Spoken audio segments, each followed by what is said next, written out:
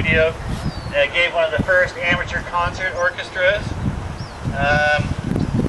He was the leader and conductor of the Hussar Band, where he picked up the moniker Professor Franz. Apparently, everybody that becomes a conductor is called Professor. And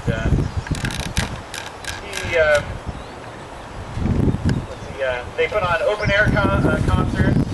One of the concerts was called Episodes of a Policeman's Life, complete with musical cues for roll call, patrol, the sounds of the night, dogs and cats howling, a drunken party, and the inevitable arrest, which had the delighted audience clapping and laughing in recognition.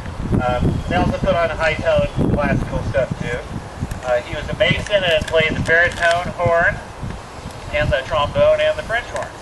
And he was a charter member of the local musicians union, local number 12. And he was a ranger and copyist. And in 1914, the Empress Theater, in January, the musicians had raised their rates, and the manager of the Empress Theater wanted to pay them the December last year's rates. They were like, no, we want to get paid the new rates, and they boycotted the theater.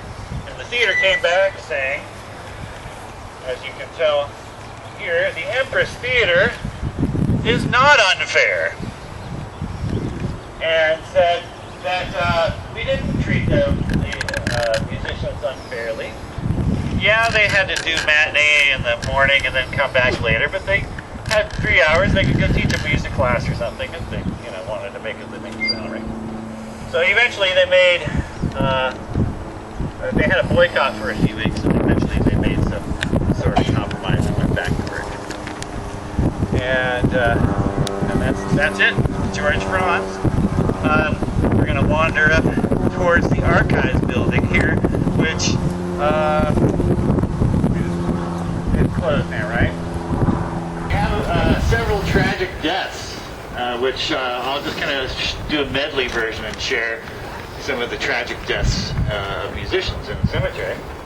Of course, well, they're all tragic. But, yeah, sure. Pedro Cortez was a musician in the Mexican Army. He was only 24 years old when he died. He had been leader of the Hussar Band.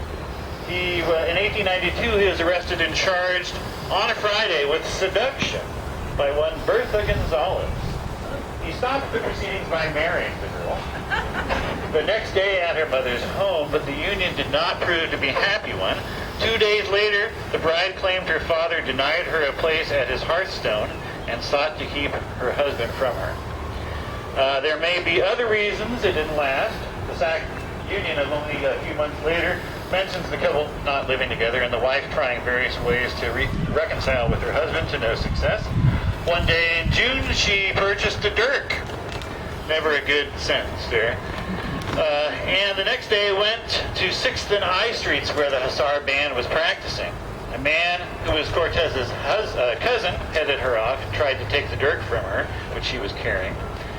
Later on, a police officer took it and she went home promising not to hurt anybody. She claimed to have bought it to protect herself against somebody who was putting the moves on her. Cortez died in 1894 of exhaustion. He says he had left Sacramento the previous winter to take a leading position in the Golden Gate Park Band in San Francisco, where he contracted a cold, which led to presumably pneumonia and his death after a few weeks' illness. Let's see. Also, we have Emil Berliner, who buried over by the Riverside Road, and he was in our drugs tour. He was, if anybody came to that tour, he was a founding member of the Musicians Union, had served as secretary, and ran for, he was older, in his 60s, I think, and was ill. He ran for secretary again and did not get reelected. And he thought his friends had abandoned him, and he took an overdose of morphine. Left a note behind saying, "I hope my friends and family will forgive me or no, I hope my wife will forgive me for what I've done to her as I forgive her for the things she has done to me. Also, another tragic death is Clarence Addison. He was a pattern maker at the railroad shops. I'm not sure if that means like machine molds or like an upholstery cover pattern maker.